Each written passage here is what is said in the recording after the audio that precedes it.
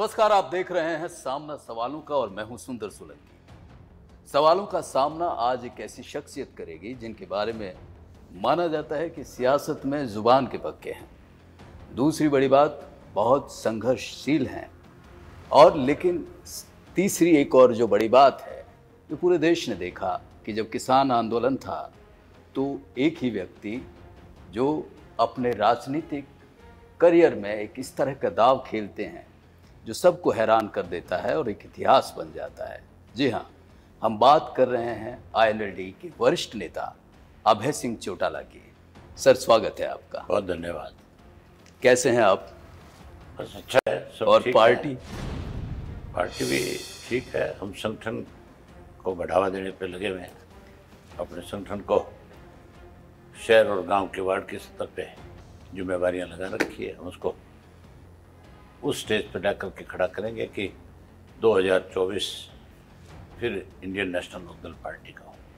लेकिन जो परिस्थितियां, राजनीतिक परिस्थितियां बन रही हैं, उसमें सर पार्टी की स्थिति ज़्यादा बेहतर नहीं दिख रही है। अब इस तरह के हालात हमारी पार्टी के, जो लोग सत्ताधारी थे जी, उन्होंने कई दफ़ा कमज़ोर करने की कोशिश करी, और जितनी बार हमारी पार्टी को किसी ने कमज़ोर करने की कोशिश करी, इंडियन नेशनल लोकदल पार्टी उतना ही उभर करके आई। आपने पिछला जो चौधरी देवीलाल का जन्म दिवस था 25 सितंबर, आप मेरे ख्याल आपका चैनल ने उसको कवर किया जी था। बिल्कुल। पूरे देश की निगाहें थी उस पर कि इंडियन नेशनल लोकदल पार्टी का भविष्य क्या है। आज इस बात का एहसास होगा। और सब लोग कयास लगा रहे थे कि चौधरी देवीलाल के जन्म दिवस पे भीड़ नहीं जुटा पाएंगे। जो जगह रखी गई है वो जगह जो है बहुत बड़ी है जी। और सब ये मानते थे कि इसके बाद इसका भविष्य खत्म हो जाएगा पार्टी का। लेकिन लोगों ने जिस उत्साह के साथ 25 सितंबर को चौधरी देवीलाल जी के जन्म दिवस के ऊपर लाखों की संख्या में इकट्ठे होकर के नए सिरे से ये साबित कर दिया था कि इंडियन नेशनल लोकदल पार्टी को कमज़ोर किया जा सकता है, ख़त्म नहीं किया जा सकता। आज पार्टी अपने कार्यकर्ताओं के बलबूते पे शिखर पे है। नहीं, आज प्रदेश के जो हालात हैं जी, वो ना तो आपसे छुपे हुए, ना प्रदेश की जनता से, ना किसी राजनीतिक व्यक्ति से। आपके विरोधी कहते हैं आज जी, भाजपा और जजपा का दिवाला पिट गया। आज जो सत्ता में बैठे लोग हैं उनको लोग नफरत की दृष्टि से देखते हैं। कांग्रेस पार्टी आज आपस में जूतियों में दाल बांटती है। कितने ग्रुप है कांग्रेस में। लेकिन आपके विरोधी कहते हैं कि 2000 में 47 सीट लेके और फिर धीरे धीरे ग्राफ घटता चला गया और अब 1 पे है। इसको कैसे देखते हैं? 2000 के बाद हमारी 9 सीट भी आई 2005 में जी। 47 से 9 पे आए थे। तब लोग ये कहते थे अब ये कभी भी सत्ता में नहीं आ सकते, अब इनका भविष्य खत्म होगा। उसके बाद 2014 में 2009 में 2009 में अच्छा 2009 में फिर हम 32 सीट जी। और लोकसभा की 10 हारे थे। उस वक़्त भूपेंद्र सिंह हुड्डा सत्ता से बाहर होता होता बचा था। वो भी कुलदीप बिश्नोई की गलती की वजह से सरकार बन गई। हाँ, उनके 6 एमएलए थे जी, और वो 6 में से 4 उनके टूट करके चले गए, इसलिए कांग्रेस की सरकार बन गई। उसके बाद जब 2019 का चुनाव आया तो फिर हम 22 सीटें लेकर के आए और ऐसे हालात पैदा कर दिए थे कि लोगों ने तय कर दिया था, फैसला हो गया था कि अगली सरकार हमारी बनेगी जी। सरकार हमारी बनती 19 में। लेकिन हमारे कुछ लोगों ने स्वार्थी होकर के भाजपा के हाथों में खेल गए। आज सत्ता में दाव तो लगा बैठे उनके हाथों में खेल करके, लेकिन राजनीतिक भविष्य के ऊपर क्वेश्चन मार्क लगा लिया। नहीं, वो तो सत्ता में बैठे हुए हैं। अरे सत्ता में तो बैठे हैं, लेकिन आगे जो राजनीतिक भविष्य है उस पर क्वेश्चन मार्क है। देखिए, ये आगे आपकी पार्टी के बारे में ये माना जाता है कि आपका कैडर, जो आपका कार्यकर्ता है, और ये पूरे देश में माना जाता है कि वो इतना मजबूत रहा, वो टूटता नहीं। लेकिन जब इस तरह की बात आती है कि परिवार के लोग ही जब दूसरी जगह चले जाते हैं, तो ये मैसेज भी जाता है कि संभल नहीं रही चीज़ें, संभली नहीं। लोग कई दफ़ा गलतफहमी में फैसले ले लेते हैं, लेकिन उन चीज़ों का बहुत जल्द एहसास भी हो जाता है। आज जो लोग हमें छोड़ करके गए थे, वो रोज़ाना पार्टी के साथ जुड़ रहे हैं, रोज़ाना ज्वाइनिंग हो रही है, रोज़ नौजवान जो है पर्टिकुलर इस प्रदेश का जो है जी, वो अपना भविष्य इंडियन नेशनल लोकदल मानता है। आज कोई दिन ऐसा नहीं जाता जिस दिन सैकड़ों की संख्या में लोकदल के साथ नौजवान जो है कहीं ना कहीं ज्वाइन ना कर रहे। कभी जेजेपी कहती है कि कभी जेजेपी कौन, जेजेपी वो कह रहे कि समय ऐसा आएगा कि आईएनएलडी ही विलय हो जाएगी। ये सब फजूल की बातें हैं जी। उन विचारों को किसी तरीके से अपने कैडर को रोकना है। उनको इस बात का पता है कि भविष्य में तुम्हारे साथ कोई नहीं बचेगा। जो जेजेपी में आज पदाधिकारी है वो सारे इंडियन नेशनल लोकदल पार्टी के एक पुराने साथी थे। वो गलतफहमी का शिकार होकर के चले गए। आज वहाँ वो बेचारे जलील हो रहे हैं, आज बेइज्जत हो रहे हैं, आज उनको कोई पूछने वाला नहीं है। अब वो लोग हमारे साथ जुड़ रहे हैं जी, और उनको कैसे रोका जाए इसके लिए इस तरह के बयान उनकी तरफ से आते रहते हैं कि आईएनएलडी का और जेजेपी का विलय हो जाएगा। जेजेपी आईएनएलडी में विलय कर सकती है एक आदमी को छोड़कर। अजय सिंह चौटाला का परिवार जो है उसको छोड़ करके टोटल जेजेपी जब चाहे आईएनएलडी में अपना विलय करे, हम उन सबका स्वागत करते हैं। लेकिन उसका कभी भी आईएनएलडी में स्वागत नहीं हो सकता। एक ही बात पे हो सकता है कि वो चौधरी ओम प्रकाश चौटाला से जाकर के माफ़ी मांगे और ये कहे कि हमने अपनी ज़िंदगी में सबसे बड़ी भूल की कि आपकी पीठ में छुरा घोंपा, हमें ऐसा नहीं करना चाहिए था। जो आदमी अपने बाप की पीठ में छुरा घोंप सकता है उसका इंडियन नेशनल लोकदल पार्टी में कहीं कोई जगह नहीं है।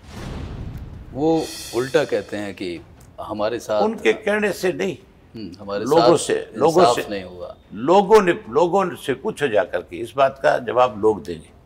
उनके कहने से क्या, वो तो पता नहीं आजकल क्या क्या सफाई देते हैं।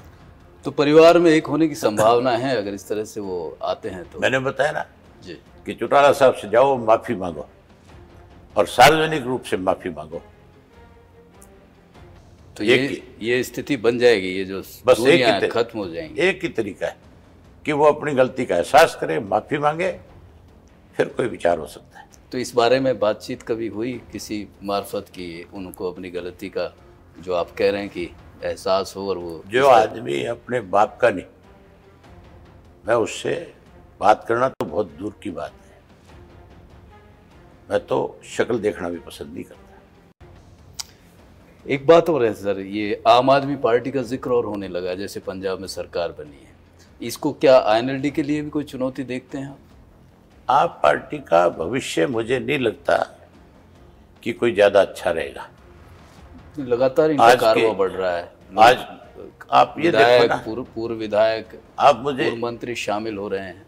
आप मुझे ये बताओ जी कि जो लोग शामिल हो रहे हैं, अगर उनके पास कोई राजनीतिक ताकत होती तो फिर वो अपनी अपनी पार्टियों के अंदर भी एमएलए और एमपी बन सकते थे कि नहीं? बिल्कुल ठीक बात।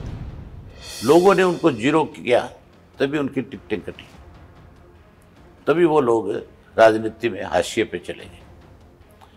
आम आदमी पार्टी ने पंजाब में जिस तरह के प्रॉमिस किए हैं, दिल्ली और पंजाब में एक फ़र्क है, मैं आपको बताता हूँ जी। दिल्ली एक शहर है सारा का सारा, और दिल्ली में कोई देहात नहीं है। देहात भी जो है वो भी शहर में है, उसके भी चारों तरफ शहर लगा हुआ है। दिल्ली के अंदर कोई ऐसे खर्चे नहीं है जिससे अलग से कोई फंड देना पड़े। रही दो बातें केजरीवाल कहते हैं कि मैंने स्कूल बना दिया और मैंने मोहल्ला क्लिनिक बना दिया, मैंने मेडिसिन फ्री कर दी। आज की तारीख में कौन सी स्टेट ऐसी नहीं है जिसमें 10 लाख रुपए तक आयुष्मान की जो स्कीम है उसके तहत हर आदमी का फ्री में इलाज होता है। तो आप कह रहे हैं ये आसान नहीं है पंजाब में चाहे कोई लागू करना है या हरियाणा में राज करने का ये जो ये बातें हैं ये कहनी बहुत आसान है, इनको लागू करना, इनको मतलब जमीन पे लाना, उसको लागू करना बहुत मुश्किल। लेकिन लोग भरोसा कर रहे हैं इन पे। देखिए ना पंजाब में किस तरह किस कदर पंजाब के अंदर एक कारण और था। मैं पंजाब में चुनाव में गया था जी।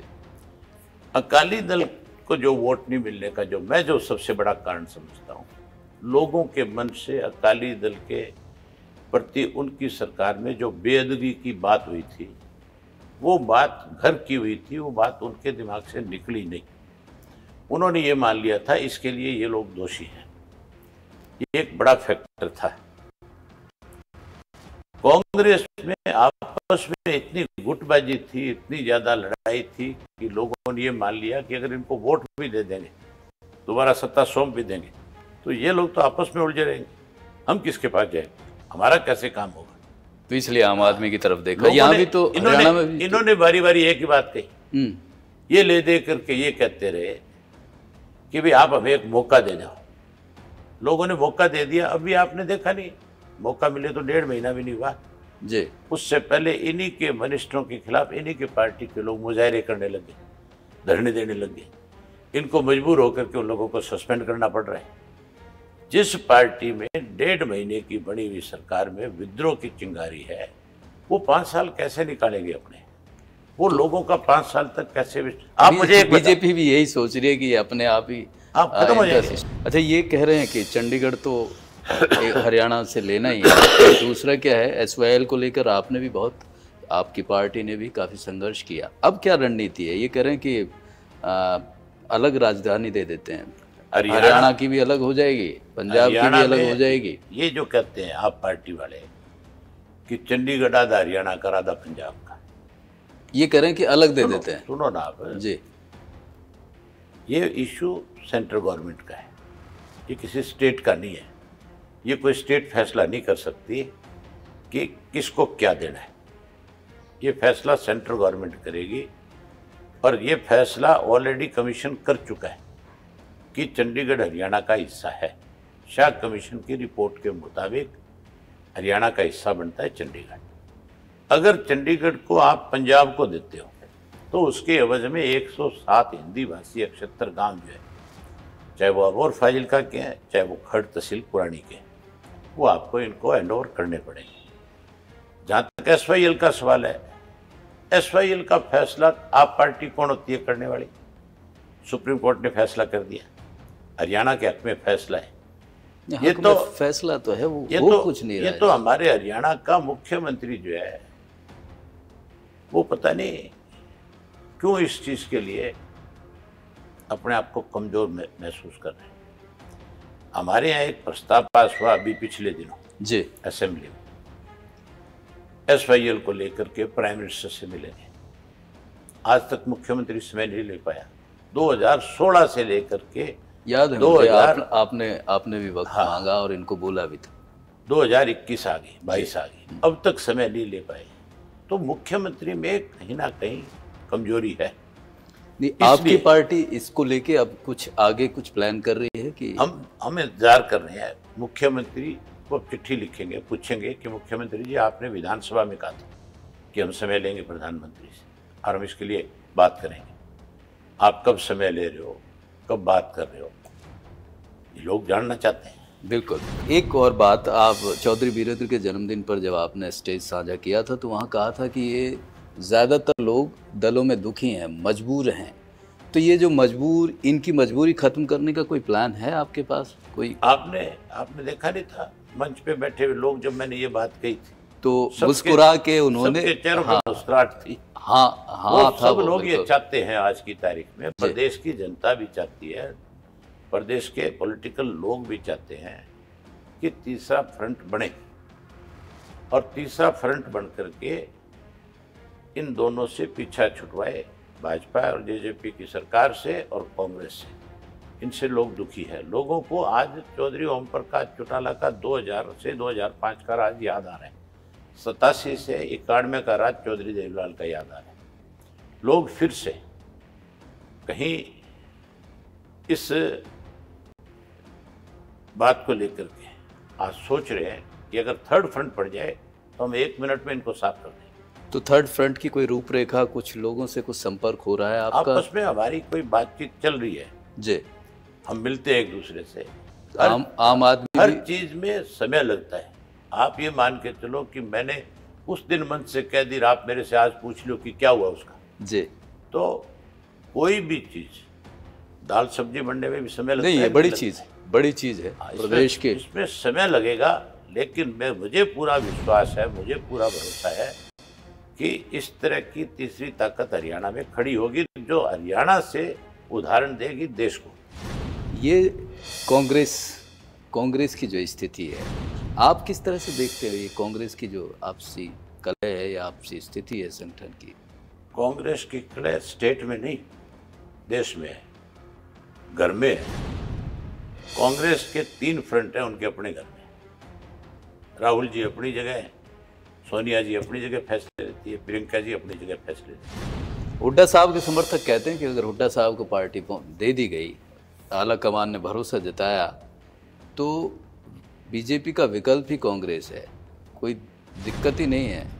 हुड्डा पे कांग्रेस ने भरोसा बहुत जताया, 10 साल चीफ मिनिस्टर रखा और 17 पे ला करके पार्टी को खड़ा कर दिया। उसके बाद फिर भी भरोसा जताया, फिर सत्ता में नहीं ला सका। हुड्डा जी को केवल अपना बेटा दिखता है, वो तो अपने बेटे को कैसे इस हरियाणा में काबिज किया जाए, सारा दिन इसके लिए अपनी रणनीति बनाते हैं।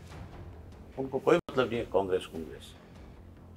वो तो केवल अपनी ताकत, उनका वर्चस्व कैसे रहे। यहाँ तो वर्चस्व की लड़ाई है, कांग्रेस में कोई संगठन की बात थोड़ी है। आज कितने साल हो गए संगठन है ही नहीं, जिलों के अध्यक्ष नहीं है, प्रदेश का अध्यक्ष बन जाता है, नीचे कोई सेल जो है उनके कोई संयोजक नहीं है, ना कोई ऊपर कोई जनरल सेक्रेटरी है। पार्टी तभी आगे बढ़ती है जब उसका संगठन हो। ये बड़ी बात कह रहे हैं संगठन सर, के नहीं बढ़ सकती। ये अफसोसजनक स्थिति है कि देश की इतनी बड़ी पार्टी और इतने वक्त सत्ता में रहने के बाद भी अगर ऐसी स्थिति में आती है, तो ये भी बीजेपी के लिए एक शायद ये भी फायदे की चीज़ जो अब तक रही है। इससे बड़ा फायदा और बीजेपी का क्या होगा? देश के लोग जो है भाजपा को भी सत्ता से बाहर करना चाहते हैं, लेकिन उनके सामने सबसे बड़ी मजबूरी ये है कि किसको प्रधानमंत्री का कैंडिडेट कौन चुन करके आए, कौन खड़ा हो, कौन बने, किसके साथ जा करके लगे। ये एक सबसे बड़ी दुविधा है लोगों में जी, और इसी का फायदा मजबूरी का फायदा है बीजेपी को। बीजेपी के पास संगठन है, उसमें कोई दो राय नहीं है। आप अगर मैं ये कहूँ कि बीजेपी तो खत्म हो जाएगी, बीजेपी का ये हो जाएगा, हरियाणा से बीजेपी खत्म होगी, देश से बीजेपी नहीं जाएगी। अगले 5 साल फिर बीजेपी राज करेगी। ये आप बीजेपी वालों की बात कह रहे हैं? मैं इसलिए कह रहा हूं कि देश के अंदर कोई भी ऐसा व्यक्ति नहीं है जो सबको इकट्ठा कर ले। अगर देश के अंदर सारे राजनीतिक दलों को किसी ने इकट्ठा कर लिया तो फिर भाजपा की हालत कांग्रेस से भी ज्यादा बुरी हो जाएगी। अच्छा सर, ये 7 साल के करीब सरकार हो गई है बीजेपी की, कितने नंबर देना चाहेंगे? ये जो 2.5 साल की सरकार है ना, जिसको ये गठबंधन की सरकार कहते हैं, ये गठबंधन की नहीं।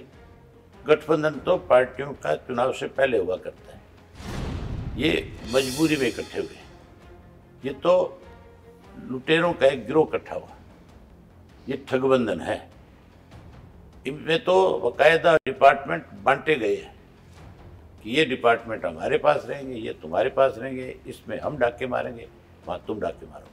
तो बांटे तो जाते हैं सर डिपार्टमेंट? नहीं, डिपार्टमेंट बांटे जाते हैं, लेकिन डिपार्टमेंट देने से पहले ये देखा जाता है कि ये काबिल है कि नहीं, इसके इस डिपार्टमेंट को चला सकेगा कि नहीं। लूटने के लिए नहीं दिया जाता डिपार्टमेंट किसी। यहाँ तो लुटेरे बैठे, लूट हो रही है। हाँ, लूट। मैंने विधानसभा के अंदर चीफ मिनिस्टर के सामने जो 9 बड़े घोटाले हुए, एक एक उसके सामने रखे हैं और कहा है आप जांच कराओ, अगर हम गलत आरोप लगा रहे हैं, आप हमारे खिलाफ कार्रवाई करो। अगर वाकई लूट मची हुई है तो फिर लुटेरों को पकड़ो। तो सरकार का आपके काम हिसाब से कोई नंबर नहीं? नहीं, किस ये चीज का क्या- नहीं। ये तो माइनस देने के काबिल भी नहीं है। इन्होंने तो इस प्रदेश को बर्बाद कर दिया, बेरोजगारी बढ़ा दी, भूखमरी बढ़ा दी, महंगाई बढ़ा दी, लॉ एंड ऑर्डर खत्म कर दिया, कितने घोटाले कर लिए। आप नंबर की बात करते। अच्छा सर, ये मैं देख रहा था आपको गोल्फ का शौक है जी जी, तो इसके अलावा भी कोई शौक है? मैं खुद स्पोर्ट्समैन रहा हूँ पहले। जी मैं 8 बार नेशनल खेला हूँ वॉलीबॉल के हरियाणा की तरफ से, और जिसमें 3 बार जो है हमारी फर्स्ट पोजीशन आई है, सेकंड पोजीशन आई है नेशनल के अंदर। मैंने हमेशा स्पोर्ट्स को बढ़ावा दिया है। हमने अपने टाइम में जो स्पोर्ट्स पॉलिसी बनाई, जी, आज उसी का नतीजा है कि हरियाणा के बच्चे मेडल लेकर के आ रहे हैं। ये तो कह रहे हैं कि हमारी जो नीति थी उसके चलते हुए हरियाणा का नाम हुआ पूरे दुनिया में। कौन कह रहे हैं? मनोहर सरकार कहती है। मनोहर सरकार ने क्या किया? मनोहर सरकार ने तो अगर खिलाड़ी खेलने जाता है तो 100 रुपये टैक्स लगाया उस पर। अगर कोई आप जैसा स्टेडियम में जाएगा तो 1000 रुपये देना पड़ेगा उसको। नहीं, खिलाड़ी के लिए नहीं है, उसमें खिलाड़ी के लिए 100 रुपये है, बदलाव कर दिया उन्होंने। तो फिर लगाया क्यों? अगर खिलाड़ियों के हितैषी होते, अगर खेल को बढ़ावा देना है तो फिर ये कहते भी 100 रुपया रोज का देंगे, आकर के ग्राउंड में खेलो। खिलाड़ियों के लिए जैसे चौधरी देवीलाल ने बच्चों को शिक्षित करने के लिए जी एक शुरुआत करी थी, आज वो पूरे देश में लागू है। चौधरी देवीलाल ने जो भी गरीब घर का बच्चा था उसको स्कूल जाने के लिए 1 रुपया देते थे, ताकि वो बच्चा गरीब का स्कूल में जाकर के पढ़ सके उस 1 रुपये के लालच में। आज वो 1 रुपये वाला वजीफा 1800 2000 रुपये हो गया कि नहीं हो गया? तो अगर आप चाहते हो कि और ज़्यादा मेडल आए तो स्पोर्ट्स पॉलिसी में बदलाव करो कि जो बच्चा स्टेडियम में खेलने जाएगा हम उस बच्चे को 100 रुपया देंगे, 50 रुपया देंगे, हम उसको वहाँ डाइट देंगे, जूस देंगे, उसको फ्रूट देंगे, ताकि ज़्यादा से ज़्यादा बच्चे स्पोर्ट्स में इन्वॉल्व हों। और जितने ज़्यादा बच्चे इन्वॉल्व होंगे, मान के चलो बुरी आदतों से छुटकारा मिलेगा। आज जो नशा जो है, आज हरियाणा में, पहले पंजाब बदनाम था, आज हरियाणा उससे भी ज़्यादा बदनाम है। उसका कारण यही है कि बच्चों को कहीं कोई सरकार की तरफ से फैसिलिटीज़ नहीं है। उसका एक कारण है, और नशे कारोबारियों को संरक्षण है, सरकार में बैठे लोग उसको बेच रहे हैं। विज साहब कह रहे हैं हमारी बड़ी कार्रवाई कर। क्या कार्रवाई करी है विज साहब ने? बेचारों ने, विज साहब के बस का कुछ नहीं है। कोई कार्रवाई विज साहब ने करी है तो बताए तो सही, ये कार्रवाई करी है। 7 साल में मैंने नाम लेकर के लोगों के कि ये आदमी नशा बिकवा रहे हैं, और यहाँ तक भी बताया था कि गुड़गांव में किस पिलर के नीचे लोग नशे का कारोबार कर रहे हैं। सरकार ने कोई कार्रवाई नहीं की। इसका मतलब सरकार के लोग शामिल हैं। आज तो जुआ खिलाते हैं, सट्टा खिलाते हैं, चिट्टा बिकवाते हैं, हर काम सरकार के संरक्षण में चल रहा है। आखिरी सवाल सर, फिल्में कभी कभार देखते हैं? फिल्म बहुत कम। अभी एक फिल्म आई है 10वीं, बताते हैं बड़े साहब चौटाला साहब के ऊपर है। सुना मैंने भी उसके बारे में जी कि कोई इस तरह की एक फिल्म बनाई गई है जिसमें चौटाला साहब ने जेल में रहते हुए 10वीं करी, 12वीं करी, उस तरह का कुछ उसमें दर्शाया गया है। लेकिन मैंने देखा नहीं कैसी फिल्म है, क्या फिल्म है। नहीं, जब ये हरियाणवी कल्चर पे या हरियाणा से संबंधित खबर इस तरह की फिल्में बनती हैं तो आप मानते हैं कि ये हमारे लिए, खासकर हमारे कल्चर के लिए अच्छी बात है, इन्हें और बढ़ावा देने फिल्म के? अगर कोई कल्चर की बात हो तब तो अच्छी बात है। अगर कोई सिर्फ पैसे कमाने के लिए बनाता है, नहीं कल्चर को बदनाम करता है, तो फिर मेरे हिसाब से वो घातक है। रागनियों का शौक रहा आपको? सुनिए, अभी सुनता हूँ। हरियाणा तो रागनियों से, हरियाणी भाषा में तो आजकल तो पॉलिटिकल गीत भी सारे रागनी के रूप में गाए जाते हैं। नहीं, अब ऐसे लगता है कि चीज़ें बदल रही हैं, वो कल्चर पे ना हमारा ध्यान है, ना जो हरियाणा के जिनको भविष्य संस्कृति की बात करते हैं उनका ध्यान है। आप मुझे एक बताओ ना, इस सरकार में कौन सा हरियाणवी है? मुझे आप बताओ तो सही। मनोहर लाल जी हरियाणा में? मनोहर लाल हरियाणा कहाँ से हुआ? रोहतक के ही रहने वाले है? किस रोहतक की बात करते हो आप? मनोहर लाल खट्टर के आप कई दफा भाषण सुनो, आपको हैरानी होगी कि हरियाणा के मुख्यमंत्री हैं। दुष्यंत चौटाला है? तो अमेरिका में पढ़ा, उसको क्या पता हरियाणा कल्चर क्या है? जो सनावर में पढ़ा है, जो अमेरिका में पढ़ा है, उसका हरियाणा का क्या वास्ता है? तो आपके हिसाब से कौन है हरियाणवी? हरियाणवी चौधरी देवीलाल थे, जिन्होंने इस प्रदेश के लिए लड़ाई लड़ी। हरियाणा के लिए अगर किसी ने आगे बढ़ करके काम किया, हरियाणा के हितों की किसी ने लड़ाई लड़ी, तो इंडियन नेशनल लोकदल पार्टी लड़ी। बाकी तो कांग्रेस ले लो, चाहे आप ये बीजेपी ले लो, चाहे जेजेपी ले लो, जो एसवाईएल के मुद्दे पे मेरे साथ खड़े होकर के सड़कों पे लड़ते थे, आज चुप हो गए कि नहीं हो गए? केवल कुर्सी ना छिन जाए उनकी, इसलिए चुप हो गए। आज हरियाणा के हितों की जहां बात आती है, कहीं बोलते हैं? किसको मानते हो आप हरियाणा? बेहद शुक्रिया आपका हमसे बातचीत करने के लिए। अभय सिंह चौटाला, बड़ी बेबाकी से रहा है, पूरे देश में ही लोग जानते हैं कि अभय सिंह बड़े बेबाक ढंग से अपनी बात कहते हैं और सामना किया सवालों का, बड़े शानदार तरीके से जवाब दिए। बेहद शुक्रिया आपका, बहुत धन्यवाद। फिलहाल इस खास पेशकश में इतना ही, फिर मुलाकात होगी। नमस्कार।